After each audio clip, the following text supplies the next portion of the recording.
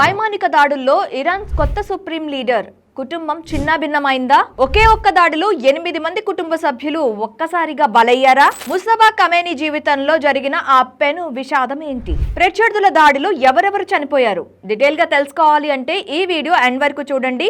మా ఛానల్ ని సబ్స్క్రైబ్ చేసుకోవడంతో పాటు ఈ వీడియోని షేర్ చేయడం అస్సలు మర్చిపోవద్దు. మీ ఒక్క కామెంట్ మాకు ఎలాంటి వీడియోస్ మీకు నచ్చుతాయో తెలియజేసే విధంగా ఉంటుంది. కామెంట్ లో మీకు ఇంకా ఏ సబ్జెక్ట్ మీద వీడియోస్ కావాలో కామెంట్ చేయండి. ఇరాన్ కొత్త సుప్రీంగా బాధ్యతలు చేపట్టిన ముస్తఫా ఖమేనీ జీవితంలో పెను విషాదం చోటు చేసుకుంది. ఫిబ్రవరి 28న జరిగిన విమాన దాడుల్లో ఆయన కంప్లీట్గా తన కుటుంబ సభ్యులందరినీ కోల్పోవలసి వచ్చింది.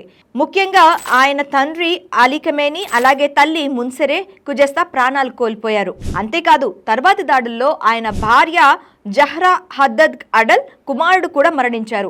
వీరితో పాటు ఒక సోదరి, బావ, 2 పిల్లలు, టోటల్గా 8 మంది కుటుంబ సభ్యులు ఒకే ఒక్క విమాన దాడిలో చనిపోవటం జరిగింది. అత్యున్నత అధికారం చేతికి వచ్చిన కొన్ని నిమిషాల్లోనే ఇలా తన కుటుంబం అంతా కోల్పోవటంతో ఆయన తీవ్ర దిగ్భ్రాంతిలోకి వెళ్ళిపోయారు.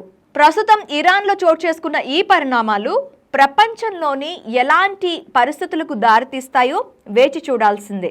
మరి ఇరాన్ కొత్త సుప్రీం ఎదుర్కొంటున్న ఈ సమస్య గురించి మీరేమంటారు? కింద కామెంట్ సెక్షన్లో కామెంట్ చేయండి. అలాగే తెలుసు కదా, సబ్స్క్రైబ్ చేసి ఈ వీడియోని షేర్ చేయడం అస్సలు మర్చిపోవద్దు. మీ కామెంట్ మాకు చాలా విలువైనది.